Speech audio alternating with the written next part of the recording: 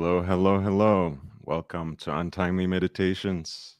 Your host here, Lord Hellespont V. It's so nice to see you all.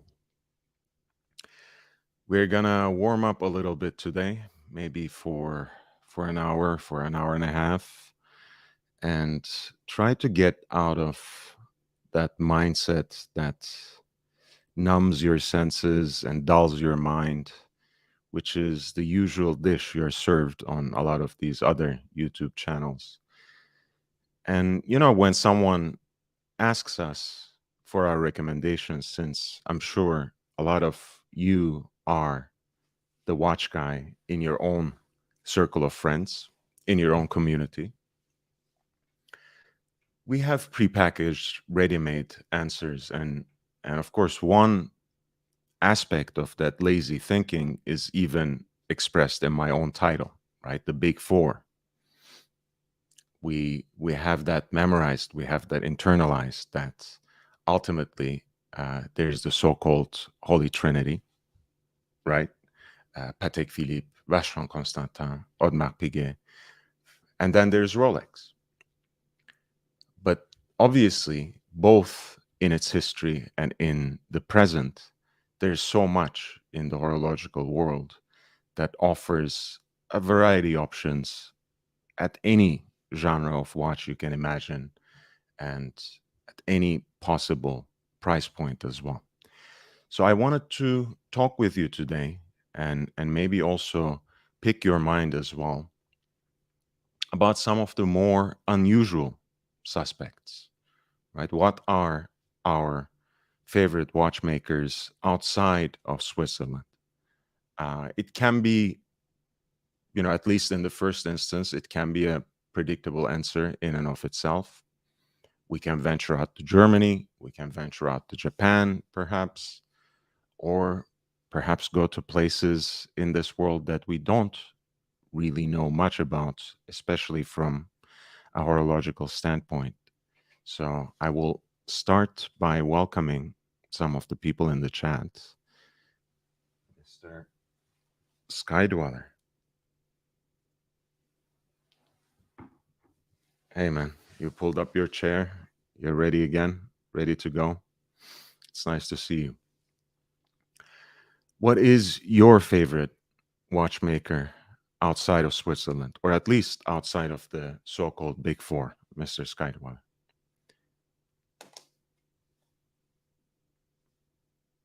We can, you can name another Swiss brand. You can name perhaps, another European brand or something else. Hey, America's Army 285 says Ficaroonies. Jamie Opulence. Hey, man. Gégé Lecoutre. Well, there we go. There we go.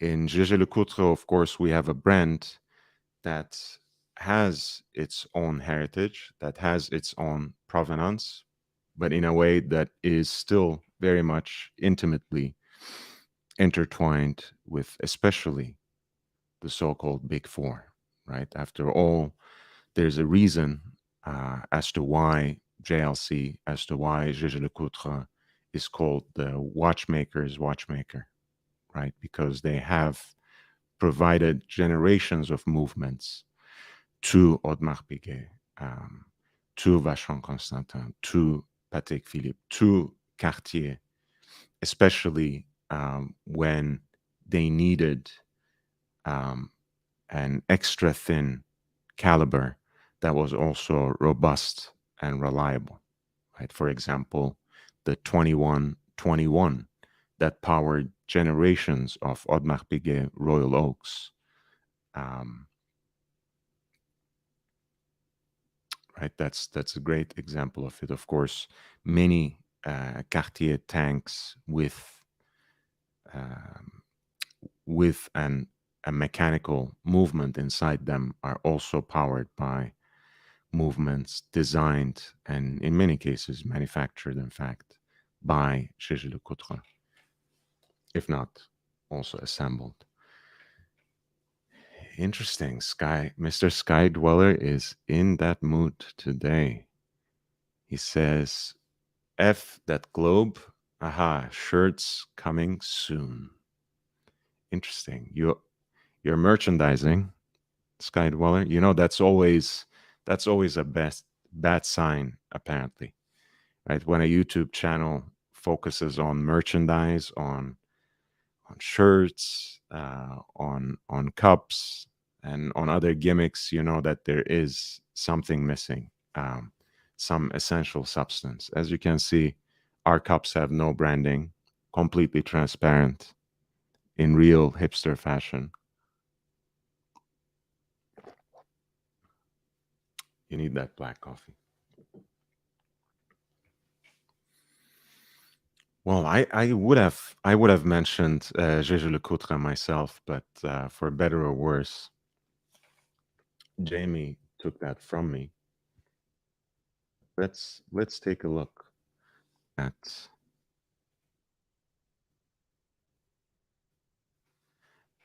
once the movement that powered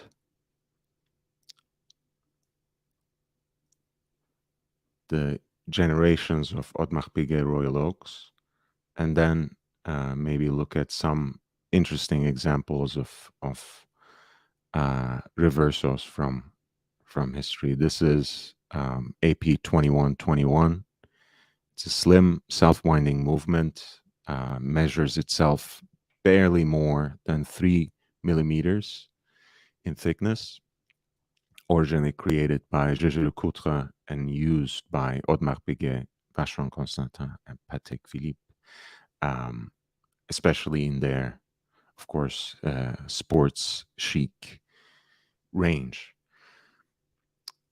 You might know that until uh, the brand was handed off to the luxury conglomerate Richemont in 2000, Audemars Piguet still held a substantive stake in Jésus Lecoutre, I think to the tune of 40%, which they got rid of as part of that transition. But they basically kept the rights of producing this movement on themselves, on their own, by themselves, and they kept using AP 2121 until the very last reference, until this year, when they finally introduced in the 50th anniversary of the Royal Oak 16202 with a power reserve of 55 hours rather than the 40. And that's the major difference. But of course, it's a movement that's designed from scratch.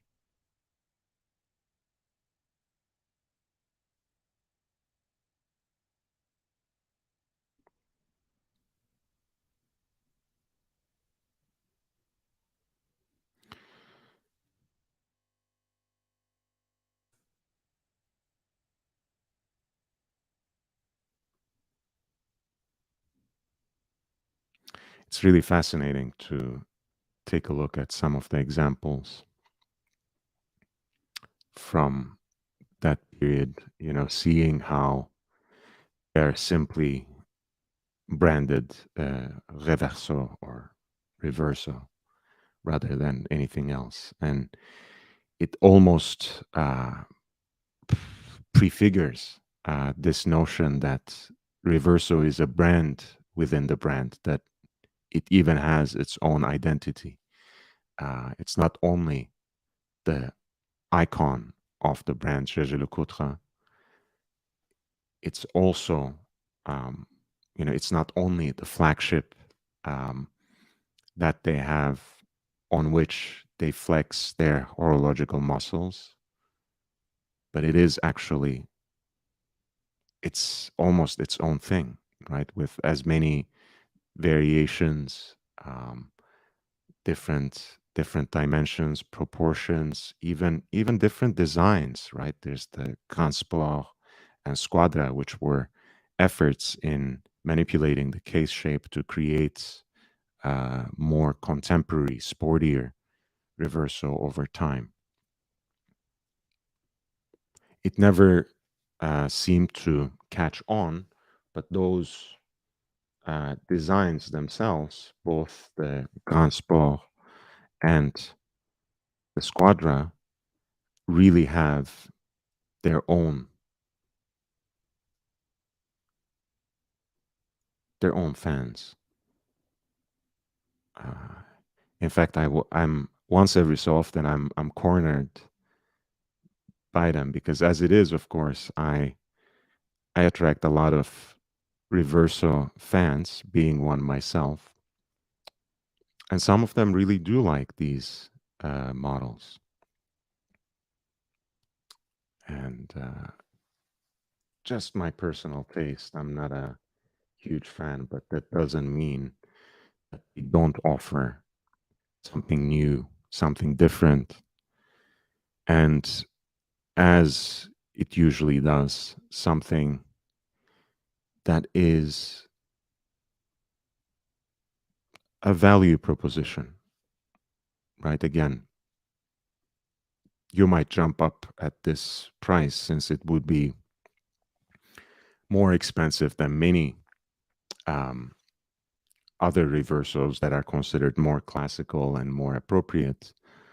But you get a chronograph with a world time function and day and night indicator at this price. It's really hard to beat. It's hard to beat, and it has a very nice dial design as well.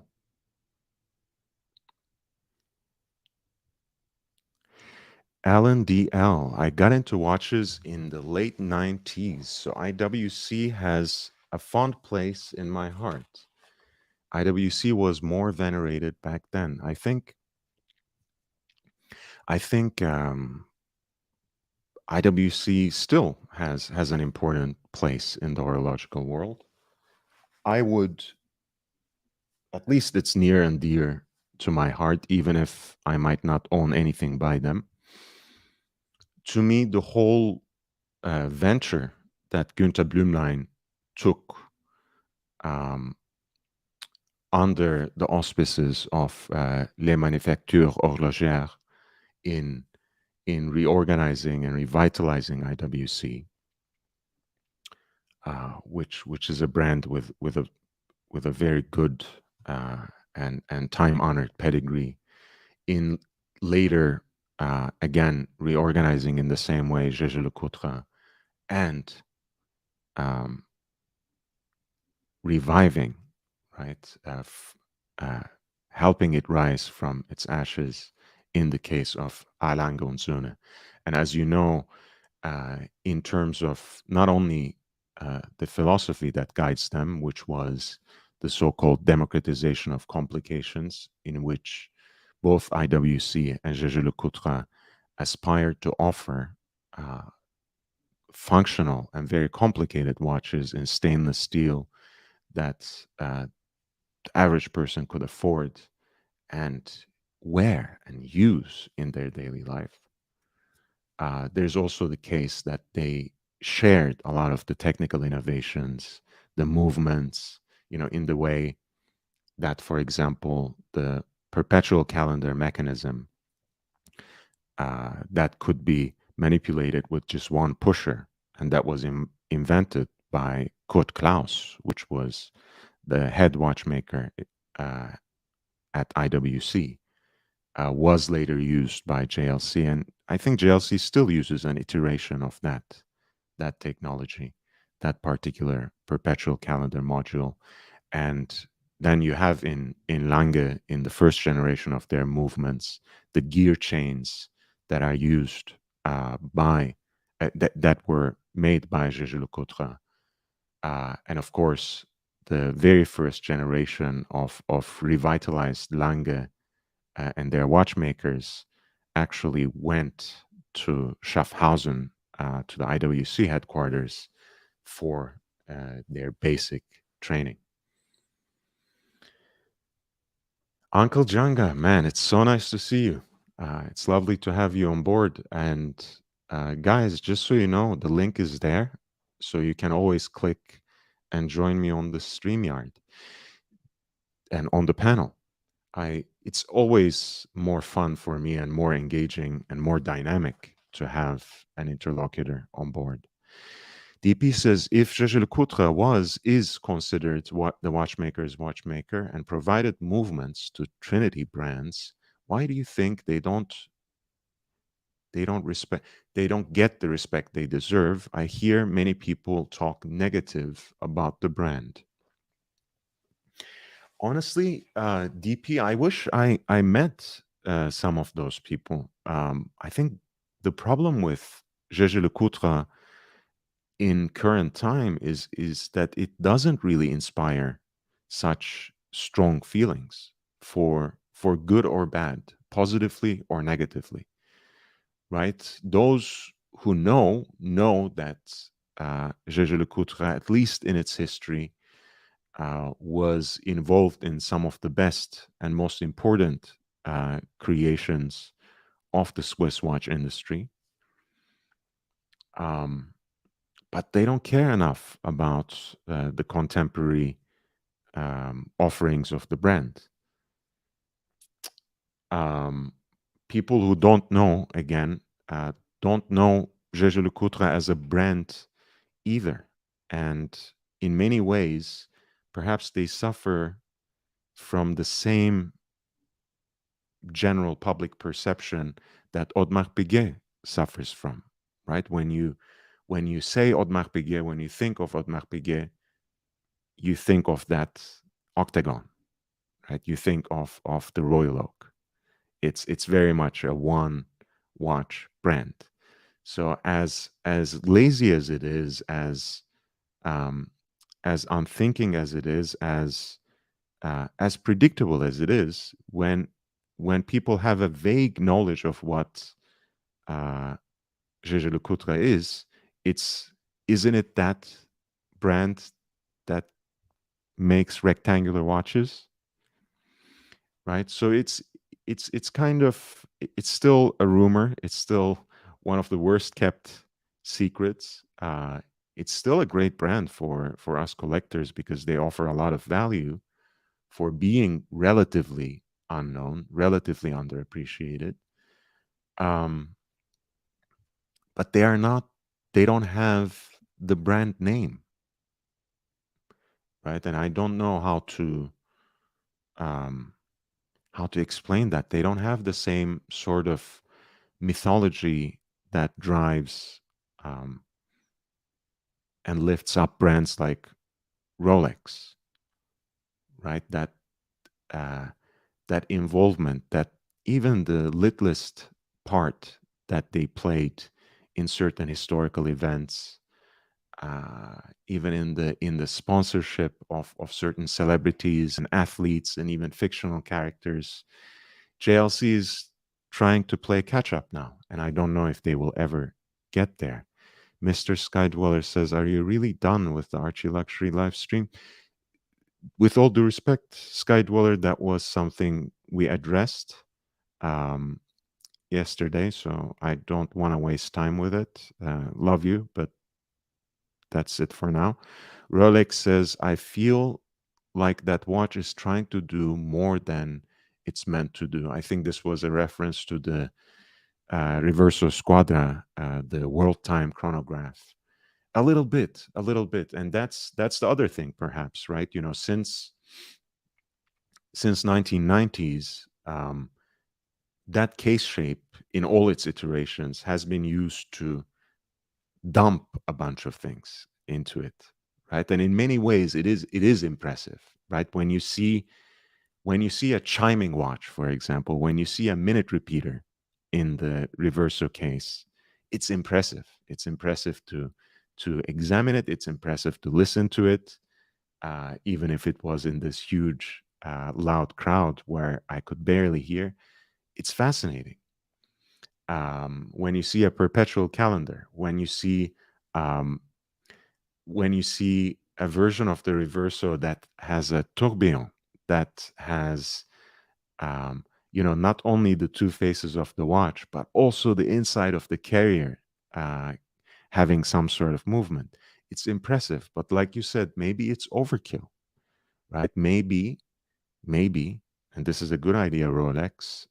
Maybe Richemont and Gégé Lecoultre should be listening to you. Maybe they could do with a little more streamlining, right? Coming up with lines that are very distinct from each other, and that's actually, I think, a virtue that Gégé Lecoultre has.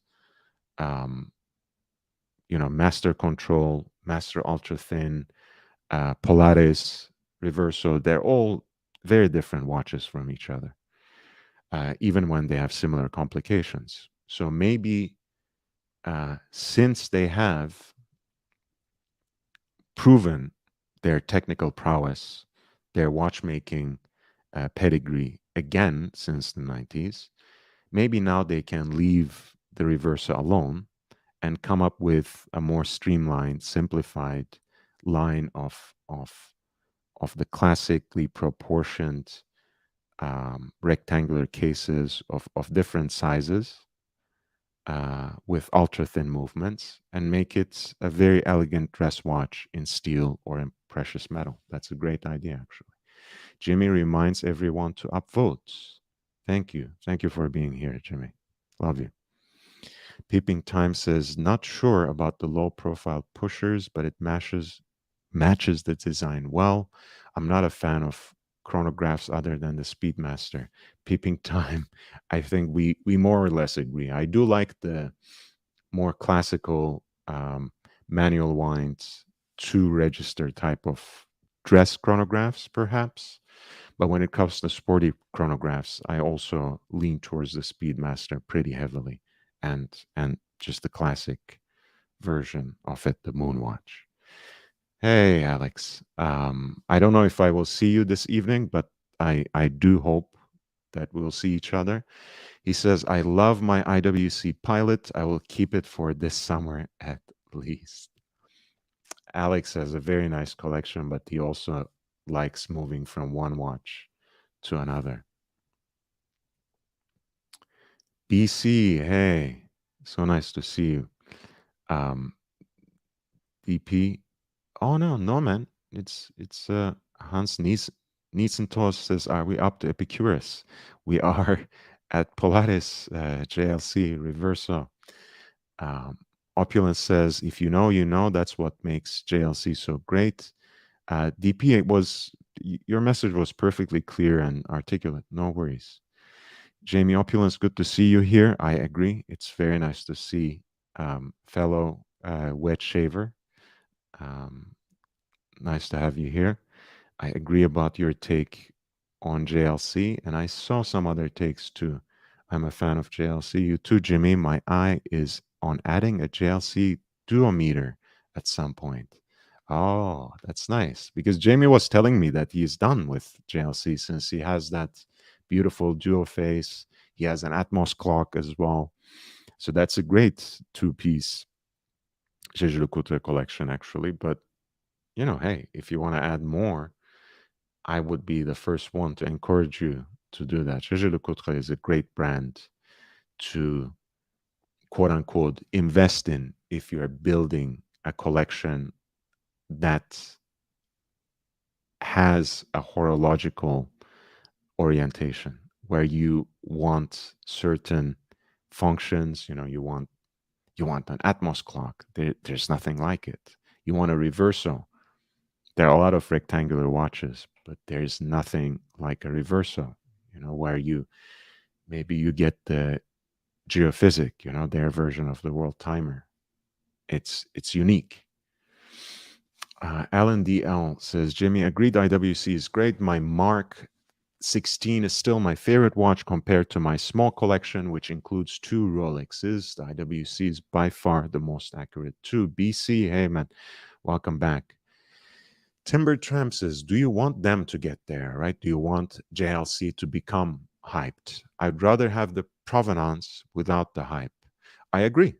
As a collector, I would rather continue to get good deals on Gégé Lecoultre watches in the secondary market.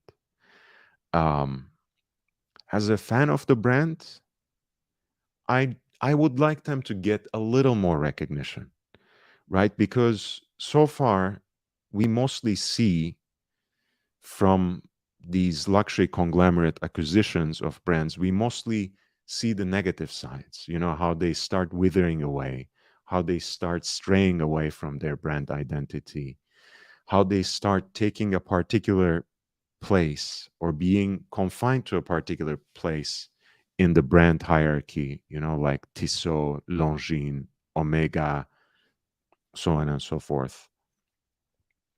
I don't want Jaeger-LeCoultre to put in a straitjacket like that. I don't want them to be checked. I want them to get some benefit of the resources that Richemont has. And if that brings them some recognition, some it it that makes their watches appeal to a wider audience, still without being overhyped, I would be very happy with that as an enthusiast of the brand. I would like that. But a lot of their appeal to me, again, is because they offer great value, even at retail price. When you compare it to a similar watch, you are getting a lot with JLC. Very nice, Jamie Opulence. Good luck with your search for the JLC duometer. Sky, no need to apologize. I just don't need to address it over and over again. That's all. No hard feelings. Jimmy says, LNDL, good to hear about IWC. I go back and forth, but I really want the Spitfire. As you can tell by my avatar, I'm a big fan of that airplane. Jamie Opulence says, I tried on a ceramic. It was IWC. I absolutely loved it. Got a good group of people in the chat and watching today. Do Lord a solid and upvote, guys. Hey, it's we called the stream unusual suspects, but in terms of the people in the chat who remain engaged, it is the usual suspects. It's the people I love and love to see in the chat day in, day out. You have been here from the very first, and you have been invaluable in terms of your support, which most importantly is your engagement with the channel, is your ability to contribute to the discussion, is your ability to participate. So we are on the right track. It might take a little bit of time, but we are getting there.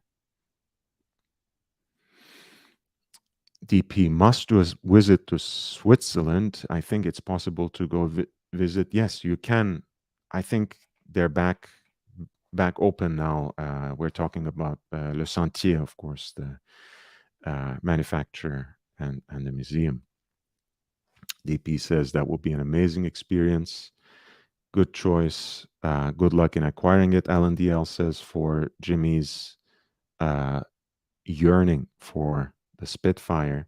Jimmy says, all right, sorry, I read that one. Apprentice, no, this is the thumbnail is JFK Jr. Flipping off the paparazzi in front of supposedly Studio 54, and he's wearing a sub. And I thought to me, JFK Jr. is kind of a style icon. So I really liked how he put himself together, and it's nice that he wears a sub as well. That always helps. Saad, hi, Lord. I hope all is well. Hey, man, it's lovely to see you, General. Jump on. The link is there, but I'm gonna send it again. So would appreciate having General Saad on the panel. Always says, can't watch right now. Tired from weeding the garden. Had a haircut today. Was okay, but not the best. Palwi, that's yeah. I have moved around the world a lot, and what the bane of existence is always finding the right barber, because, like you said, it can really put you in a strange mood when you have a bad haircut. If you have ever had had a dog, if you ever raised a dog, they get in very bad moods if they get a very severe haircut. Um, and honestly, you might belittle this, you might think this is maybe reading too much into it, but certainly, even I won't even say even dogs can sense when something isn't right about them, isn't right about their appearance. So when they get a haircut that's off, they also get in a bad mood, and so do we as human beings. General, Hello, Lord. How are you, brother? good, good. I was talking about how a bad haircut can take our mojo away and take put us in a bad mood because Pauli apparently doesn't like it, how his hair looks. Yeah, everything. It's not just, um, bad hair. It's even shaving, or if your clothes are not ironed well, if your, car is not properly polished. There are a lot of things which count here. If your shoes are not well polished, those also count. So these are very small details that can ruin your day. Yeah. For example, I give you a very small example. I had a very, very important meeting on Monday, the Monday that has passed, and I planned to have the best pen. I wanted to use the best pen that I had, the Mobla 149, which is also called the Diplomat, the fattest one that they Mhm. make, right? And what happened, Lord, was, I had to travel to another city. And as with the fountain pens, what happened is it is strictly forbidden. It is not allowed to travel with a fountain pen. I don't know whether it is due to atmospheric pressure, or maybe due to the, I don't know, but it does leak even when you read the manual, the service manual. It is written there that it is not designed to for traveling. So for the travel they have the cartridge pens, which is the 147 edition. So what happened was, once the meeting started, I took out my pen, and uh, all I realized was my hands was full of ink. And it was such an embarrassment. I couldn't shake hand with anybody. People were looking at my hand, that what happened to you. So the thing is, you have to be very careful about all these things. So then I realized that ballpoint pens are very practical in this matter. So even though Mobla is famous for their fountain pens, and I used to consider the ballpoint pens as nothing, but now I think I should consider my ballpoint collections more important and more practical than the fountain ones. So, and I was wearing a Canali suit, and I still have that suit with me right now, and I can show Yeah. you the pocket is full of ink, you know. So, yeah, so these kind of things, they ruin your meeting, your day actually. No, absolutely. Absolutely. I mean, wearing the right watch, wearing the right shirt, suit if necessary, the jacket, like you said, having, they don't even need to be freshly polished, but at least, shoes that you clean and touch up a little bit before you step out. It All of it adds a spring to your step. I think at the end of the day, these all of these seem to be marginal. They're just accessories, they're just implements, they're just tools, uh, but they're also the small details that make your mark on the world. So every detail matters at some level. It also depends on who you are meeting with the normal people, who doesn't notice these things. For them, even if you are wearing a very normal attire, it doesn't matter. But I had to meet the CEO of a company. For that, you have to Mm. be, perfectly dressed. They, look at each and every detail. That is why I was having my Goyar briefcase with me as well, you know. So, Nice.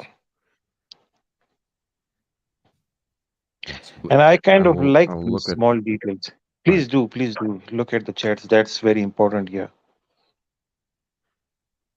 All right. So, just to catch up, the wet shave segment was excellent yesterday. Did you post a list? I was talking about the products. I will add them to the description, but I kind of recited them again in the chat, Uncle Jonga. I hope you caught up with it there. Timber Tramp is here. Jimmy was saying, I think it was Jimmy. Wait. We'll go back to the Speedmaster from Apollo 11 is up for auction. I did see it. I will pull up the article, GB, right away. Glad to see the early stream. Hey man, it's nice to see you too. Jimmy says it's true when a dog gets a bad haircut, they're pissed off. Yeah, and so am I. It's odd. You can almost see the shame or embarrassment of a dog. They really do hate it. Saad, good seeing you on, BC says. Thank you, BC. Are you talking about Michael Collins's Gold Speedy? Rolex asks. I think that's what he's talking about. Yes. I ruined a good suit, Apprentice 500 says, with a leaked fountain pen. Bowser says, I carry a good ballpoint pen in my pockets. I carry a good pen, but not an expensive pen. No, nobody in tech wears a suit. Um, yeah, honestly, Saad, you will probably find this very unbecoming of me, but I get my stationery and pens from nice hotels, and usually without even without even staying in them. You know, whenever I go into a big city, if I'm in the district where there are good hotels, I just step in, approach the um, the uh, reception in the lobby and ask them for a pen and some paper, and it's usually Yeah, good. yeah, I understand that, Lord. But the thing is, collection is my hobby actually. So I always wanted to write with Mobla. You know that Yes. as you know, you like Goyar, you collect Goyar stuff. In same aspect, I collect Mobla pens. So in that way, I wanted to write with that. Hi, Dirk Diggler. Yeah. He's a Hey nice man. person. Dirk. Yeah, Yeah. I love Dirk Diggler. He's great. Welcome back to the channel. I Hey Turkey. Nice to Dirk see is you. also a nice person. Yeah. Yes, they're all great. Rolex says hotels have great pens. Yes, I mean again, Saad is a very particular person. You know, his watch collection is mostly day dates because he thinks a good watch, a respectable watch, should be in precious metal. Um, and he even gets flack from his father for his Daytona. So Even now, I have a Daytona with me, uh, and I had to match that with my cufflinks. So the Daytona is stainless steel, and I couldn't find the stainless cufflinks. So even I ah, just found a silver cufflink, so it somewhat matched with, you know. With the pens, I'm also very particular. I have few Mont Blancs which have with the nibs of those pens are actually bespoke for me by oh, Mont Blanc. sorry to interrupt. Dirk Diggler says, "Gotta go, Bub. My daughter's birthday party today. Man, happy birthday to her. Happy birthday to um, the small Diggler, the the little Diggler. So send our love and regards to her and all your family, Dirk Diggler. Um, Good evening, Andrew Aberdeen. Mr. Loom, I just want to say something about this. Please don't cancel memberships or don't stop watching the Archie Luxury live stream on my behalf. I remain a fan of Archie. I remain a fan of the show. I will still continue to watch it and listen to it as long as Marcelo is not on, because he's disruptive, because he's toxic, because he interrupts everyone and does it purposefully. Um, and as for Tim, he doesn't contribute anything anyways. He sits back, he takes his lunch break and toilet break and whatever else during the show. So I don't mind his presence either. I will continue watching it because when things click, it's a good show. I encourage you to do the same. Of course, you're more than welcome to take your own decision, but I just want to say that, right? I don't want anyone to burn bridges with anyone at all, and much less Archie Luxury, much less the Pontiff, much less Paul Pluta. Continue watching Archie.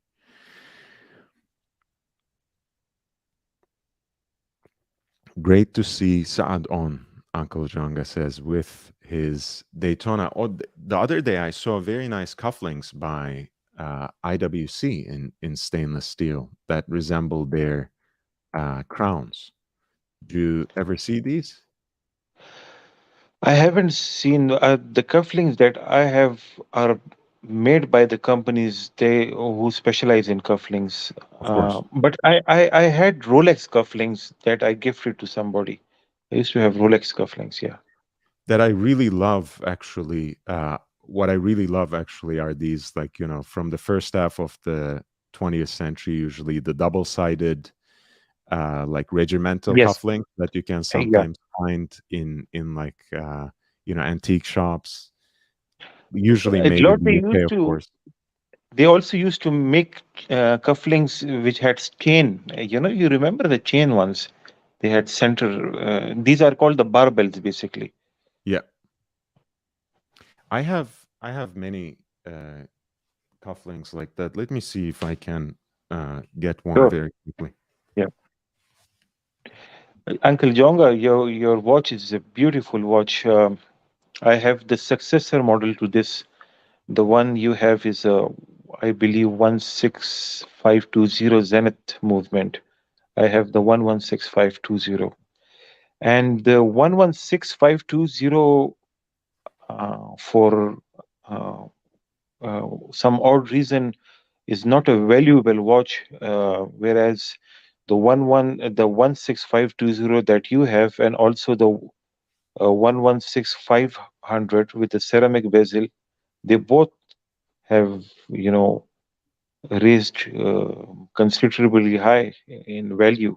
However, the one successor to the one that you have in your display picture, um, somehow maybe is not a very desirable watch or something. The one that had Rolex movement, the first watch, the first Daytona with the Rolex movement.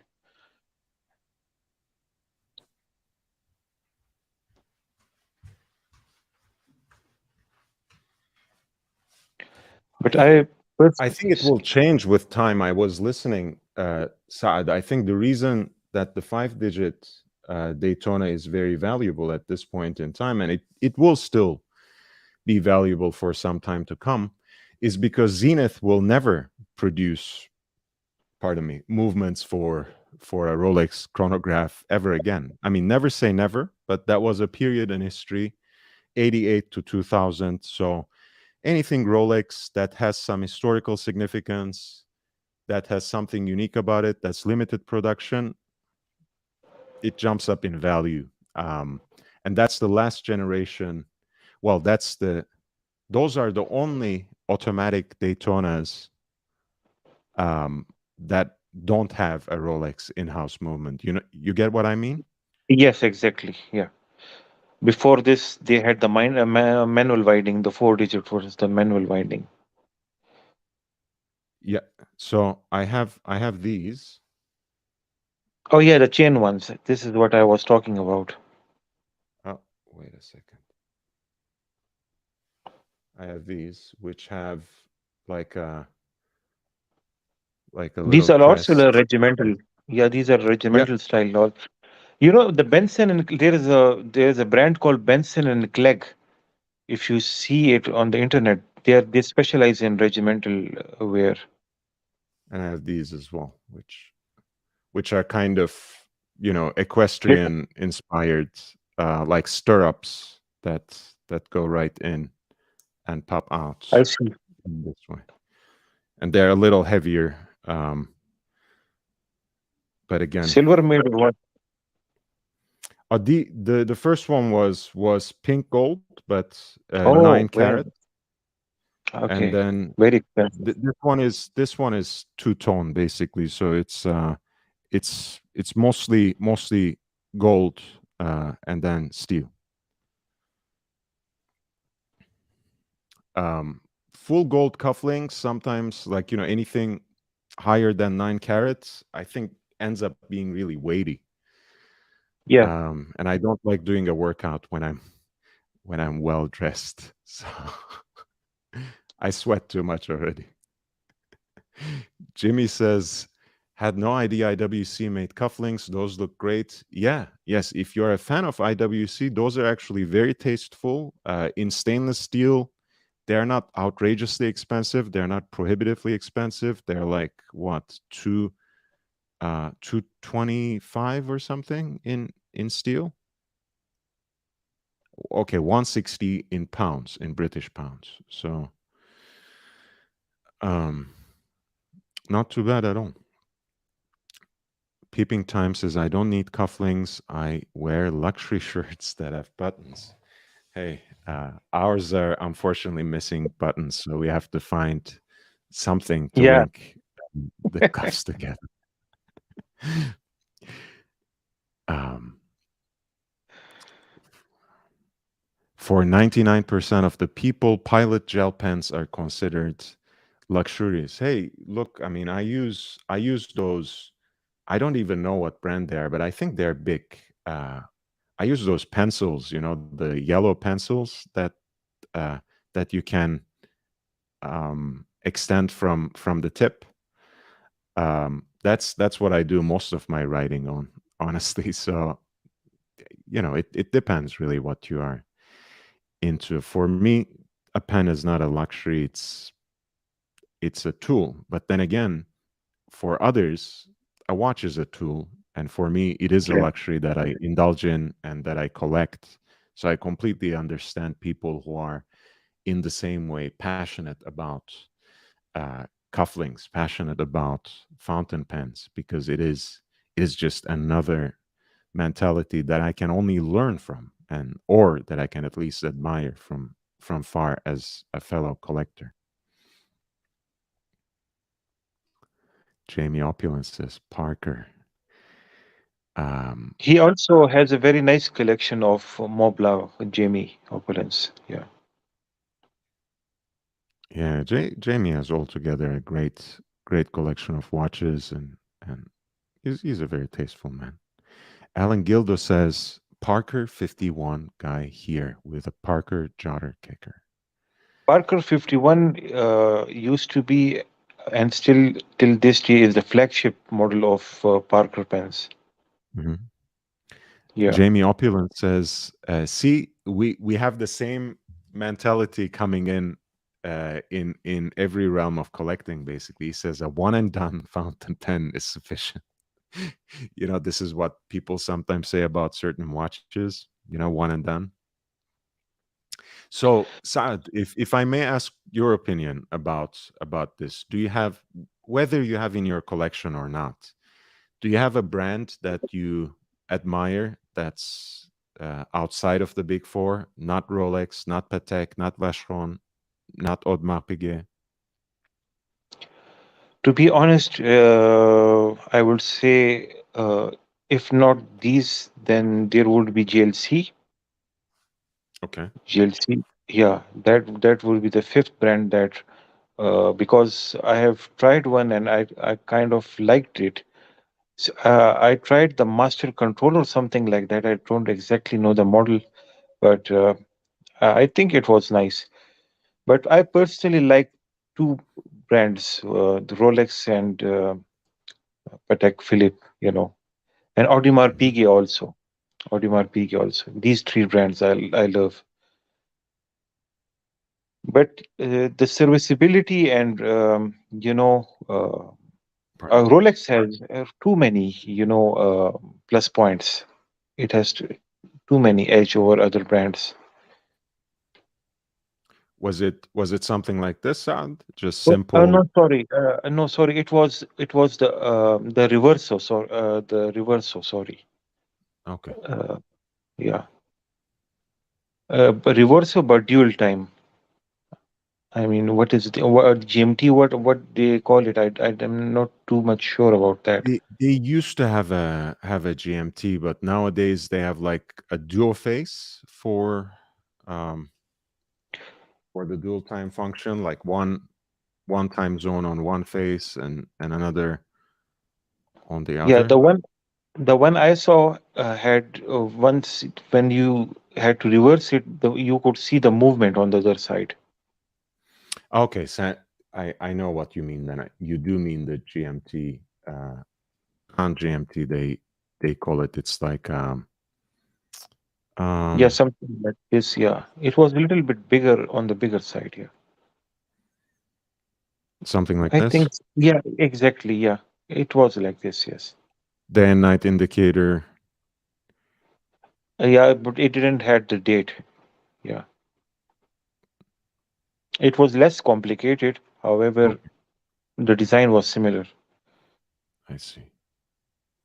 Yeah, these are nice watches. I have one of my friends here actually has this.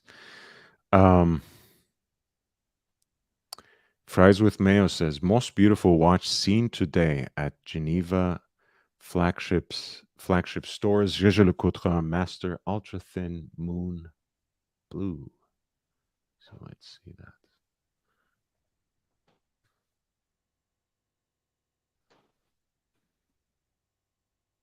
I like JLC's execution of the moon phase as well. It's quite beautiful. Again, nothing too intricate or too artsy, perhaps, in these models, but still very charming. Mm. Of course, you have center seconds, date indicator on the subdial, and the moon phase.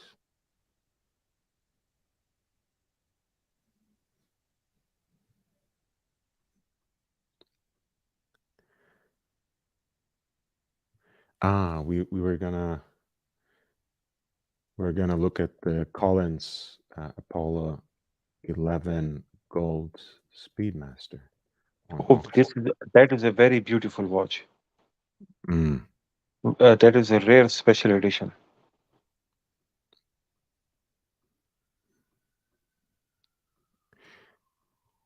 This was apparently something that went on auction, and it belonged to Michael Collins himself. A solid gold commemorative Speedmaster given to Gemini 10 and Apollo 11 astronaut Michael Collins. And you could see the movement at the back also. Mm. Is that I right? think it. Oh no, no, No, it's on this the side. newer model has the movement. You could see. Mm. Very beautiful. Apparently, there's already two of them in Omega's own museum.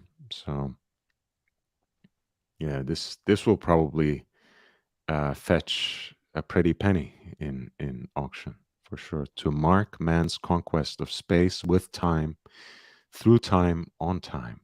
I was just thinking about this very vaguely, that we have two iconic watches, two iconic sports watches, in the Speedmaster and Submariner, and their histories are very much linked to exploration, right? Deep sea Yeah. exploration in the case of Submariner, space exploration in the case of Speedmaster, and there's something metaphysical there, right? Maybe our emotional link to these watches is somehow tied to that um, deep sea exploration effort, space exploration effort, which is ultimately a way of making sense of our place on this earth, on which we have limited time, of course, right? Yeah. That Yes. Yes. so the idea of this metaphysical sense of time that pushes us to chase certain things, test our limits. It's really interesting to see that expressed in two of the most iconic, most captivating watches. Lord, we had some astronauts with Rolex watches that they went to the space, to the moon also, right? The That's GMT, I believe. Yeah. there's yes. Let's pull that up. Um, um, They didn't market it very well, I believe, Rolex. right. I mean, maybe they were a little bitter still about having lost that horological space race to Omega. Um, but yeah, this is a GMT Master that Yes. went to the space on the wrist of James Lovell, I guess. Apollo Yeah, this, 13 as well, I guess. yeah. I didn't realize it was Apollo 13. Look at this golden, beautiful watch. See, they have. Jack Swigert, also Apollo 13.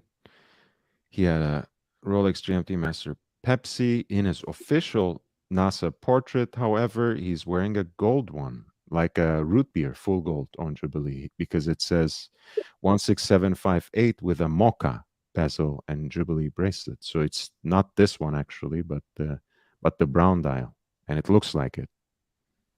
Yeah, Um, I think now I know why they didn't advertise it that heavily, because the two astronauts who are wearing the GMT Master were part of the Apollo 13 crew, which was not the most successful space mission.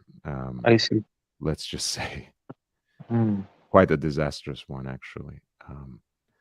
You know, And Lord, I that, always keep a date just with me, no matter what happens. The two-tone date just, mm, the one and done watch, 116233 reference number. That I believe, if you ever want to have one Rolex watch, just have a date just, and it can be your sport watch, it can be your dress watch. What do you say about it? The date just. the Datejust was actually a watch that I always wanted to have, and that I just added to my collection right after the lockdown started. Um, I think for me, I do understand. If you ask me what is the iconic Rolex Datejust, I would also tell you two tone. Don't take me Yeah, wrong, but yeah. I have, since I already have the root beer, I wanted something that was all steel, except for the bezel, of course. So I have 16014 with the silver linen dial and the Jubilee bracelet, um, fluted white gold bezel, and I find it to be a very simple and beautiful dress watch. I love it. I love it also on a leather strap too. I really enjoy it. I think anyone who is enthusiastic about Rolex should have some sort of a date just, or maybe a date, maybe like an Air King, something in the 34 millimeter range even, because those wear really well as well. People don't realize how beautiful they can sit on the wrist as a dress watch, as something more discreet, more subtle, more classically elegant. The date just that you have has engine turned bezel or the fluted bezel? No, it has the fluted white gold. I did look for a long time. I did look for the engine turns 1603, right? I'm not wrong with the reference.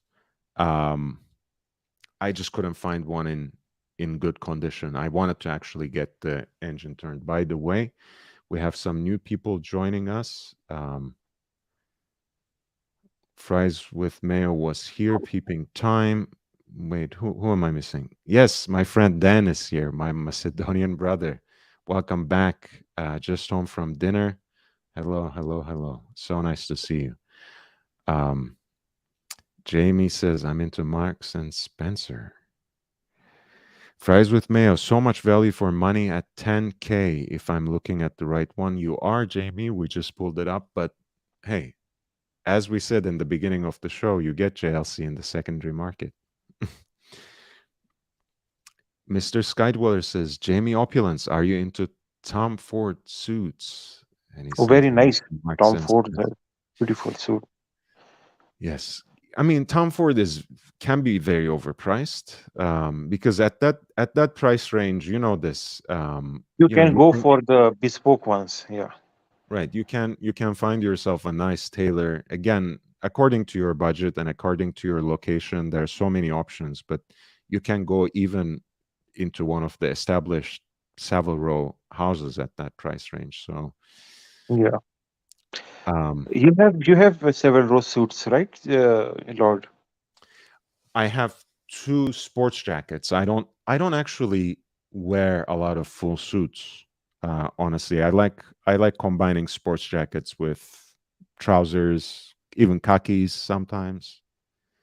Um, yeah, I wanted to see your photographs when you went to the GLC event, but but I there's only one. saw the watch photos. Okay, there's one that is already very dear to my heart, so I'll share that with you. Please. Um, let's see. Yes. This is a little too California for your liking probably, but I hope you will approve. Um, because I'm wearing off-white jeans basically. Very nice. You look great. Very nice. Yeah, a little too casual probably for General Saad, but No, hopefully no, no, no. You look perfect. very So, well. how was the event? The Do you event like? was wonderful. Wonderful. It was well, first of all, they had all the novelties and all the nice new models, but they also set up an exhibition of some of their icons as well in the boutique, which I think are still out there. Um, If they had um, the maroon one, the maroon reverso. no, no, those you have to pay in full and order like 6 months in advance. So they didn't have those, but they had like the Polaris Perpetual Calendar. They had the new 30th anniversary Master Controls. So Master Control Date, Master Control Calendar, which is a triple date with moon phase.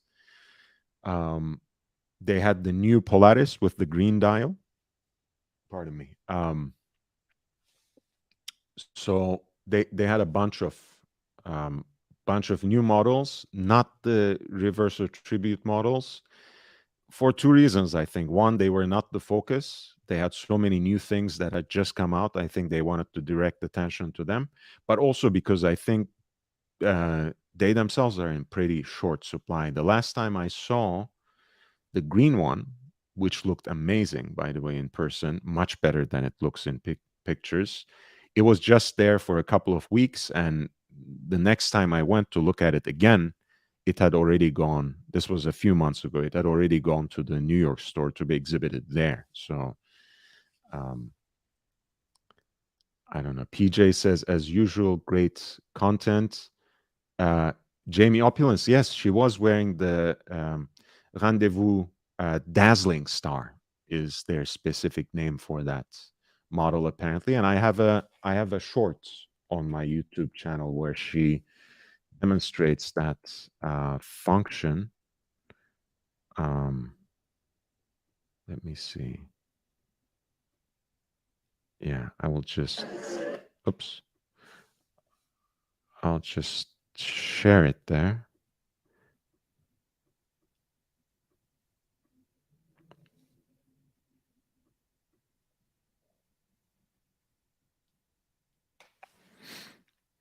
And Wristwatchholic was.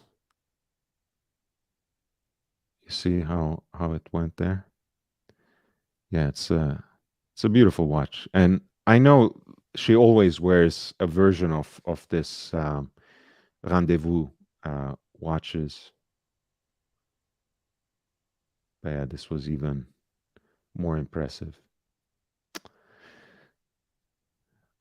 Dan T, thank you for the nice words. Everyone says great couple, and she's taken, unfortunately. Unfortunately, Apollo 13 did not make it to the moon. They had a problem and had to come back, basically. Um,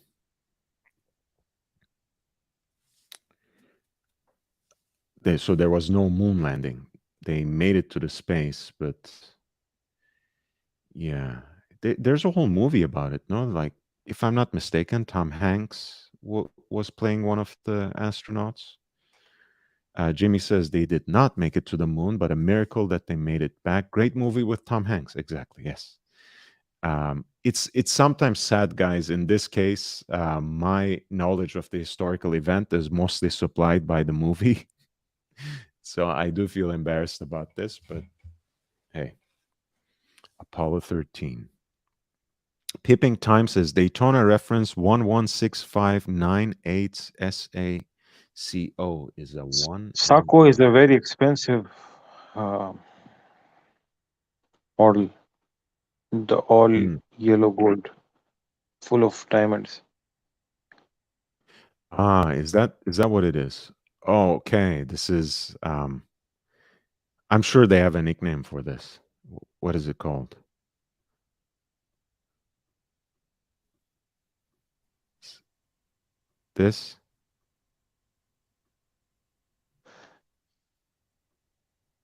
Yeah, this is the leopard. Is this it? Yeah, I have personally seen this watch in the 80s, but um, The leopard, this yeah. was back in, yeah, back in the day. This was called the leopard. Yeah, Nicholas Cage used to have this. Okay. Yeah, The movie does a great job of retelling the story. Amazing they made it back and were able to conserve oxygen to do so. Yes. I mean, God bless. They were safe. Jamie says exactly. Sadly, they did not get to the moon, but they made it back to Earth. Thank God. Turkey Vulture says Saad has a great point. 36 millimeter date just is the ultimate one and done. It can certainly be. Yeah. You get a nice leather strap to go with it, wear it on the jingly jangly jubilee, wear it on the oyster if it's the one with the smooth bezel. I think that makes a good match too. But I prefer fluted bezel, fluted white gold bezel, and on the Jubilee bracelet. One of the best Ron Howard films, Peeping Time says about Apollo 13, second only maybe to Splash. Rush was also amazing. The pick with the JLCC. um, Amazing. What a great event JLC put on. Yes, I think it's well deserving. Again, as much as we like keeping Gégé Lecoultre as a secret because it still offers great value, it's nice to see them get some of the attention that they really deserve, and for them to have a boutique on Rodeo Drive might change certain things. Um, Jimmy says no need to feel embarrassed. I think the movie in this case did the story justice. J617 says Doc BBW can elaborate on the whole space exploration process. He knows things. Hey man, I said it the first time. Dr. BBW has balls, man. Like you don't step into the watch community and crush people's dreams and imaginations and aspirations like that by saying it did not happen.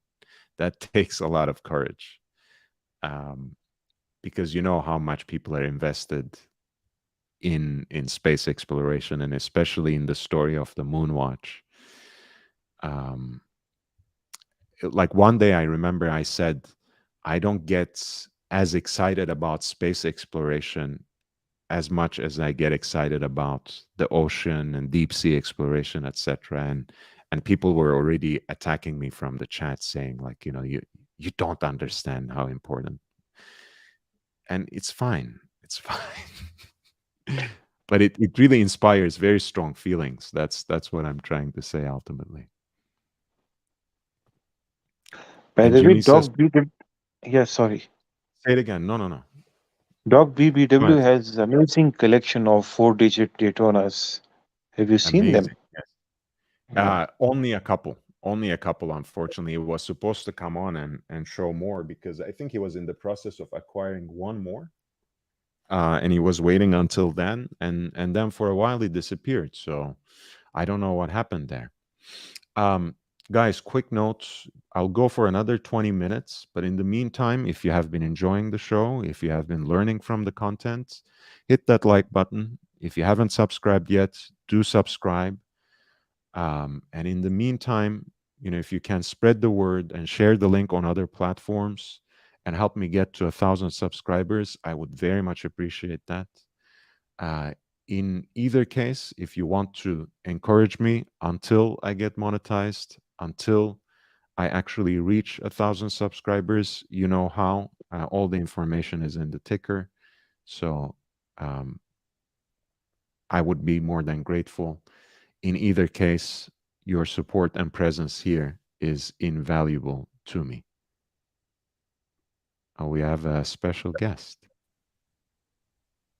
ABC. Gentlemen, friends, and brothers. Hello, Hey, man. ABC. Salam alaikum.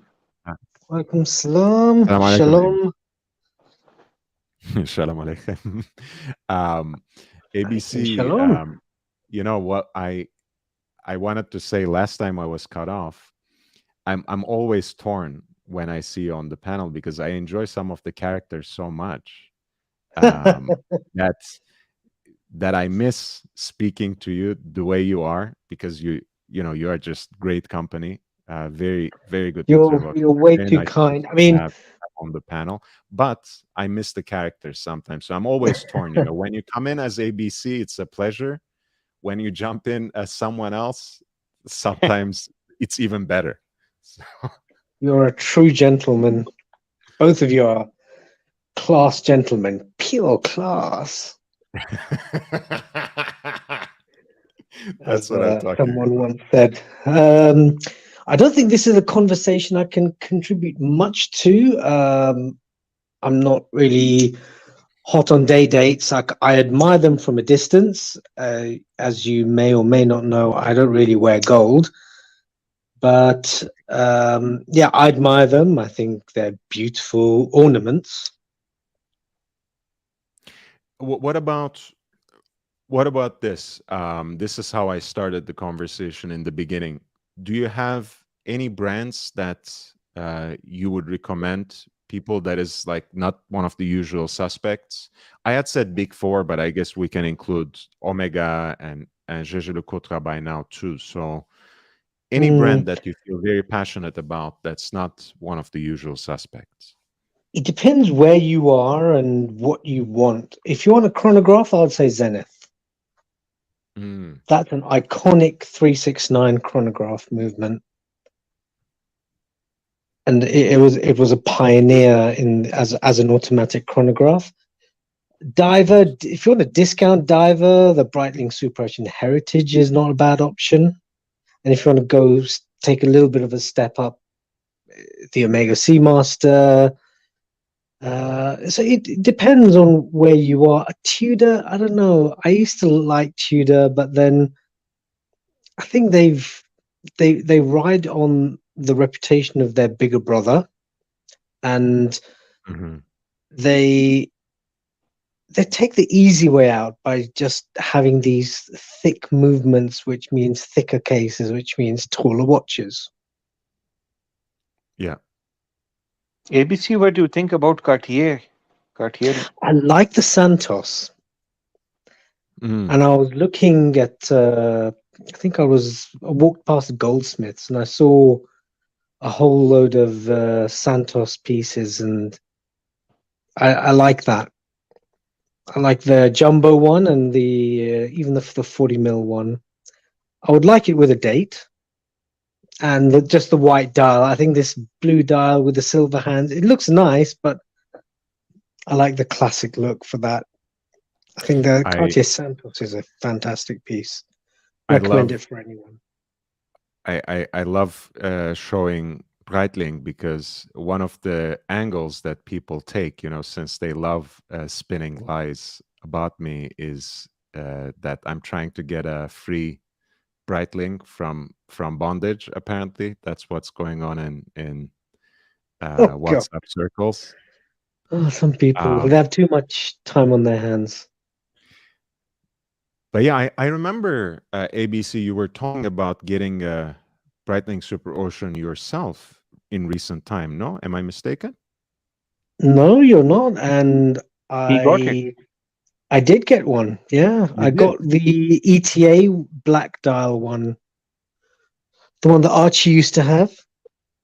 Ah, nice. Can you show it to us now, or is it Let me not at hand?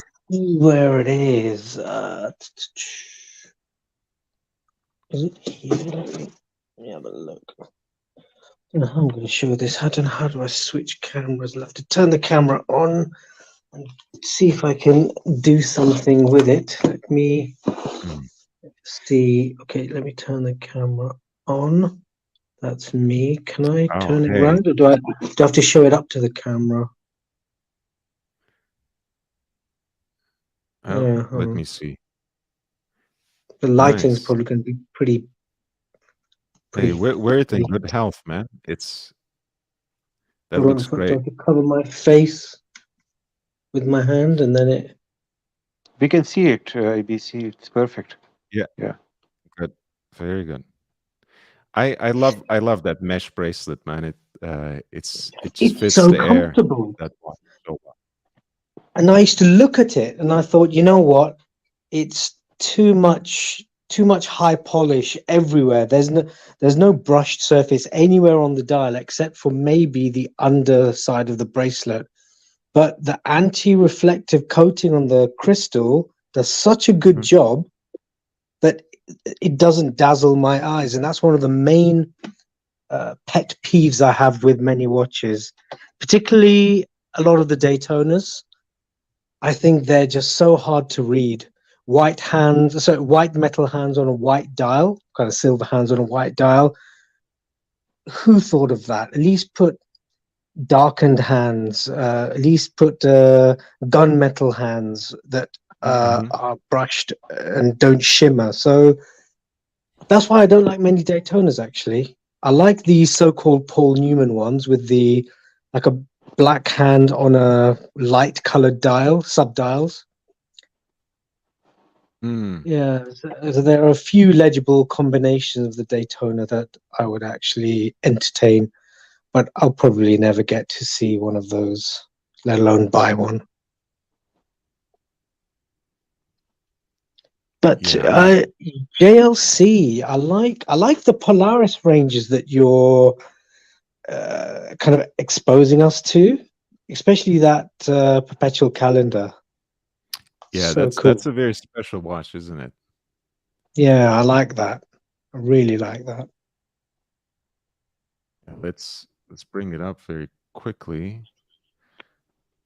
Um, And they do a nice blue dial as well, actually, it has to be said. Everyone talks about the F. absolutely. Pigeon Chronometre Bleu or Patek Philippe. Actually, the Breitling Super Ocean Heritage in blue is a nice shade of blue. Hmm. Yeah, this is the perpetual calendar. Oh, look at that movement. Fantastic. Look at that. That is so, so nice. And again, it's like, it has like a single pusher, so it's a little more watertight than the average perpetual calendar that you can find. It can everything synchronizes, so you can just manipulate the movement by a single pusher. And once you get it right, once you set the perpetual calendar, you don't have to mess with it until the next century, basically. So it's Wow. pretty cool. That's amazing. Oh, in terms of day dates, if the community wants to get me a platinum day date, I can wear platinum. Then maybe that's Right. something the community can perhaps collect for me. But there's Right. I one, think. there's Mark Oh, Goldberg's cool. one that's actually got Arabic numerals, as in the Arabic script. Mhm. That's the date as well. I don't know whether I don't know how he recognizes the day actually, because the numbers are fairly easy to recognize from the dial, but I don't know how he recognizes the day of the week. But The Undertaker, he has risen. Welcome to the channel. Reminds everyone to upvote. Um, yeah, indeed, man, indeed. the the Platinum Day date is pretty cool. And now that they have the fluted bezel, maybe it's a little more Hmm, attractive, but it also makes things a little confusing because, then it kind of looks like the white gold with the fluted bezel. But anyway, yeah, but I've seen a platinum day date with the ice blue dial and blue numerals, blue Roman numerals, and blue Mhm. hands. Mm. That is so legible. Yeah, but that comes with the polished bezel, the It does. 228206. It Yeah. does. Yeah, I don't mind. This was Peeping Times sleeper recommendation. Eterna Super Contiki chronograph. That looks like quite a nice watch, actually. Yeah, it's on a similar shark mesh to yours, at least in that photograph. Yeah, I On think rubber. Breitling do the mesh bracelet really well. It's solid enough to appreciate, but it's also lets in enough air and flexible enough to not feel as though you're wearing like an amulet. And it's under 5K as well. On a rubber strap, it's 4,700, and on the steel mesh, 4,900. Thanks for the recommendation, Peeping Time.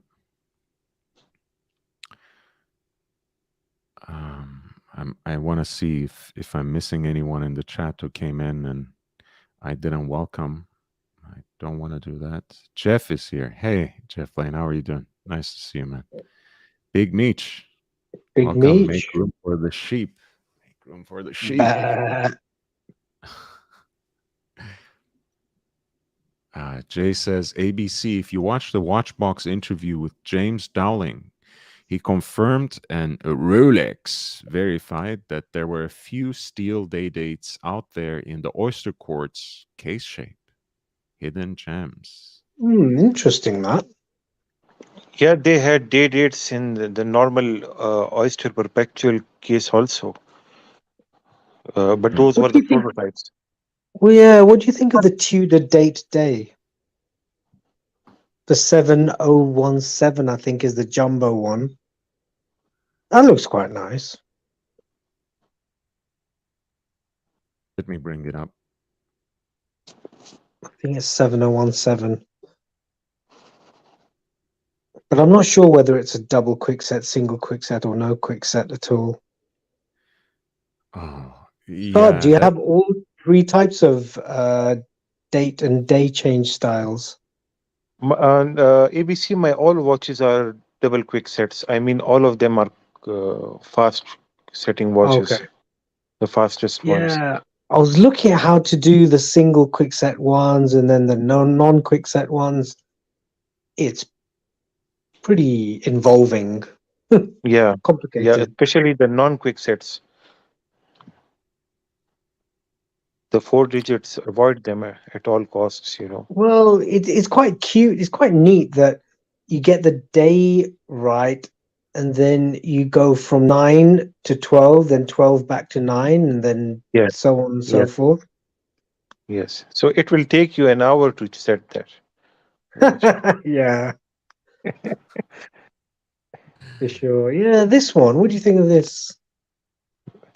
yeah, I'm almost ABC, sure this is not quick set in any way, It- honestly. It's a manual winding watch, so it has no quicks Oh, at all. Yeah. But I mean, I kind of like it, man. The steel day date, it's it's an interesting idea. And otherwise, yes, you are just stuck to prototypes and one-off exclusives that are auctioned off, and you won't even see them for the most part. This is an interesting watch. hmm.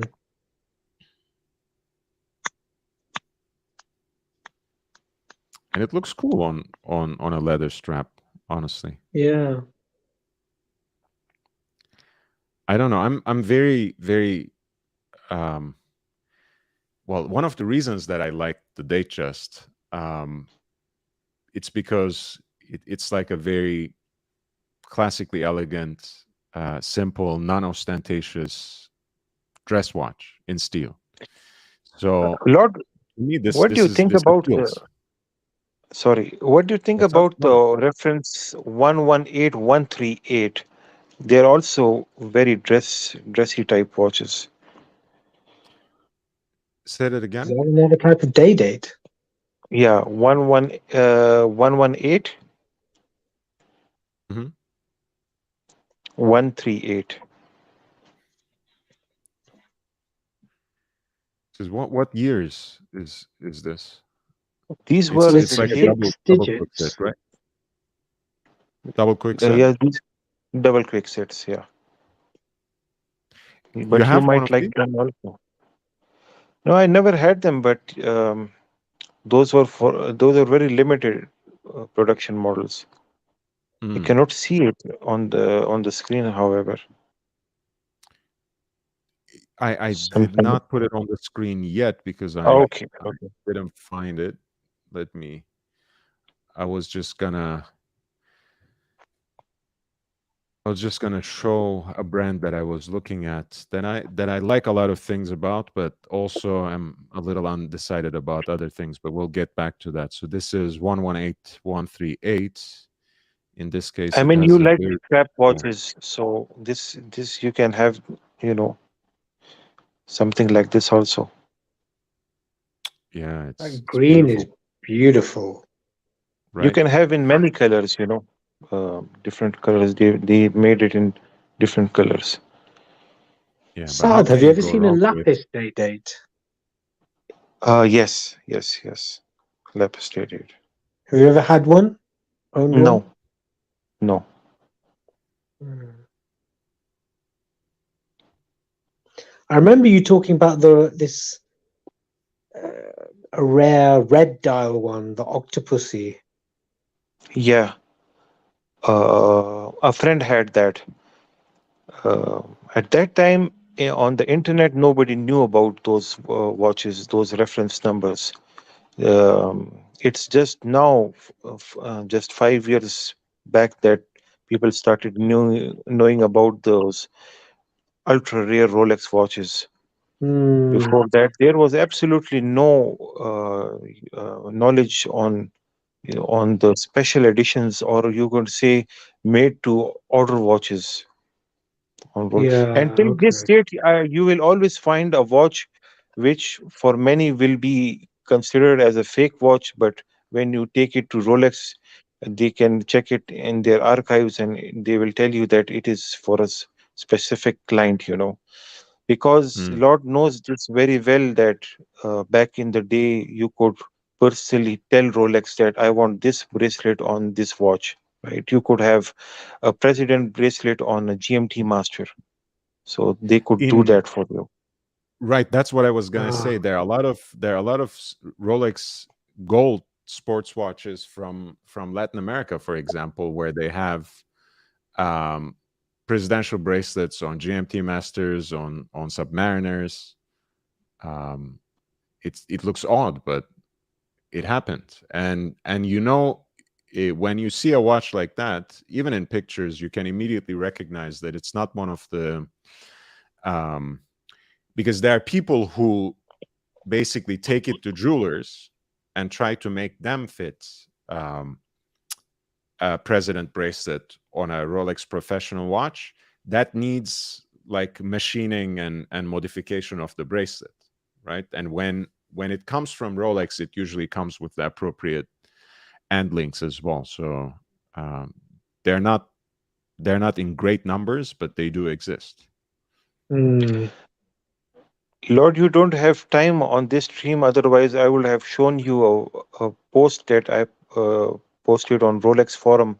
There was a watch Mm. my friend had, which was made from platinum with special diamonds on it, made for a king of a specific country, and he bought that Uh, watch from that person.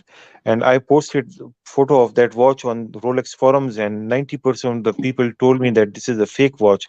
And then there was one guy who is still date considered to be the expert of date dates in the world, whole world.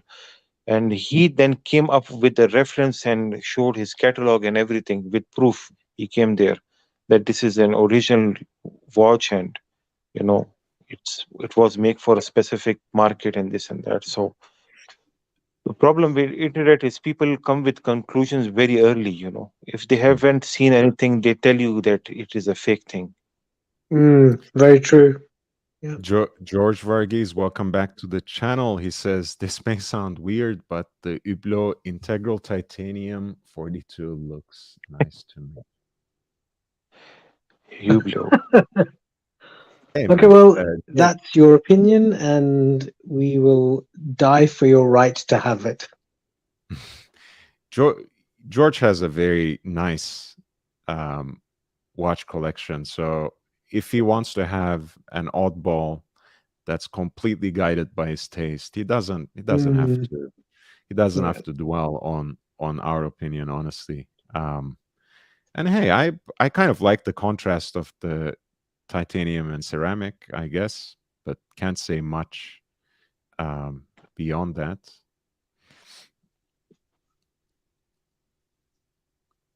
Interesting. Yeah, not a huge fan of Hublot here, for sure. Before I close, I wanted to ask your opinion, guys, since I opened this discussion to talk about oddballs. I have been really impressed, only in photos, of course, so far, with this one watchmaker from Japan, an independent brand, a micro brand that doesn't produce more than 20-25 watches per year. They do a lot of collaborations with the Armory, which is a menswear brand based in Hong Kong, but also has a branch in New York. Um, so the aesthetic of the watches are pretty much like vintage dress watches. The cases are in stainless steel, and the the dials are handmade and hand cut and hand engraved. The hands are machined, specifically and expressly for the brand. Very very nice designs, but there are few issues, of course. One, the price point, right? They're around $20,000, and Ooh. for that, so okay, you get a 37 millimeter, nicely proportioned dress watch in stainless steel. You don't get those from the period by which they're inspired, right? From the vintage. You can't get a vintage Patek in stainless steel even at that price if it's a good example. But the problem is the movement in there is a Vajou, so ETA 7750, which is a chronograph movement. I'm assuming that they chose it initially because of the off center, 9 o'clock placement for the seconds.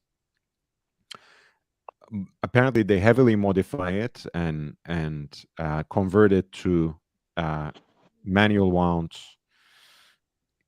dress watch movement. But hey, for $20,000, I haven't seen it in person. Looks great in pictures. I don't really know how they justify it. Is that Laurent Ferrier type prices? Yes, except of course Laurent Ferrier actually has beautiful movements that are very expressive and exhibited through a nice case back, decorated Mm. down to the Oh no, smallest even the detail. And case this is, back looks very cheap. yeah, this is what you get with this particular brand. No, Lord. Not for me. If they And give you a Toyota Corolla with it, then it's okay. I do love the Breguet numerals fries. That's what initially attracted me to the watch. This particular uh, type, I think that's a beautiful aesthetic with the seconds at 9 o'clock, which is not something you find every day. I do like the Yeah, other ones as well. The moon face is really, nice. really cute, I don't and I like the do like middle one. the Arabic numerals. Yeah. I don't like the fact they've only gone with the even numbers and the mixture of silver and blue hands. Yeah, and they are cut into the dial, right? So it does give an interesting dimensionality to the design of the face. In each Yeah. case, by the way, the Romans are two, and the Breguet numerals too. But yeah, I guess it's the exclusivity that really drives the price all the way up there, because they produce like 20-25 watches per year. It's a very small Ev- company. Even the crown looks really cheap. See, look at the crown. Mm.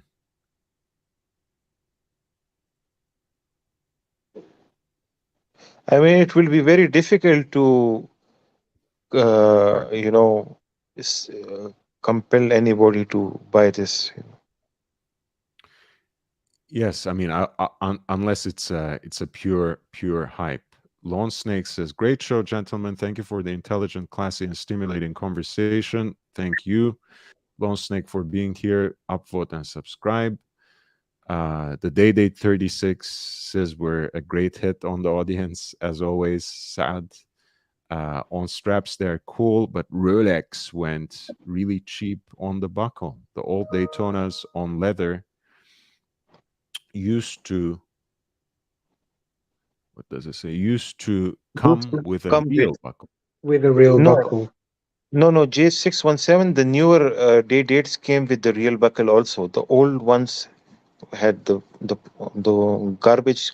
The newer one had the proper clasp actually. Chris Clues says about Naoya Hida, nice watches, but way too small for my wrist. Yeah, I think, they wanted to carve out a niche, because there are not many vintage inspired dress watches that have those dimensions and stainless steel cases. So it has a lot going for it, but I wish they went with a movement that they built from scratch. And I know that's a different level of investment, and it's really a different game and genre of watchmaking. But hey, the only Mm. reason I'm being a little critical here is because otherwise I'm very inspired by the design element of the watch, but I always want something to be the whole package in a way, right? To provide a holistic and horological value as well when it's a watch, after all. But this is not the whole package, right? What do you mean? This is not, no, yes, because it has Yeah. it has like just a It modified has no value package. movement in it. Yeah. George says, you ask for an oddball, you got one for the Hublot. You're absolutely right. Good one there. Kurono Tokyo is just as nice for 1/10 of the price. I like their design language as well. And again, they're very exclusive. So um, you have to get in there and basically order it when they are doing these um, short production runs. You have to put your order in at a particular point in time. They have nice dress watches, they have nice chronographs, and this is actually by an independent, bespoke kind of Japanese makers pet project. Hajime Asaoka, who himself makes very nice watches, basically builds these with Miyota movements, if I'm not mistaken. And they, when you can buy them at the source, I think they usually range between 3 to 5K in US dollars. So they're more reasonable. And they have nice chronographs. Should be all sold out by now.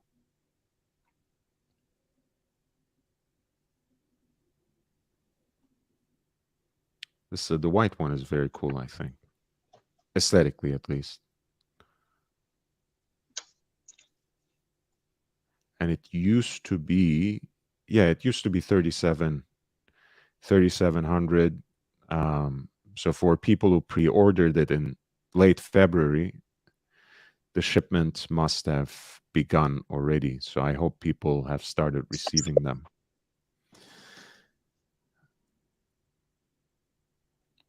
Hey, Big George is here. Night Diver is here. Nice to see you all. George says, fully support you. Always stay true to yourself. Hey, man. With people like you in the audience, with people like ABC and Saad as part of my panel and guests, I don't think I can go wrong. I do want to close for today. It's a short show. So, guys, I appreciate you. Nice to see you. Thanks for having us. Letting me on, bro. What's up? Thank you for letting us on, bro. Yeah, thanks for having us. Of course. Hey, take care, guys. Love you all. Thank you. Bye. Cheers all. Bye.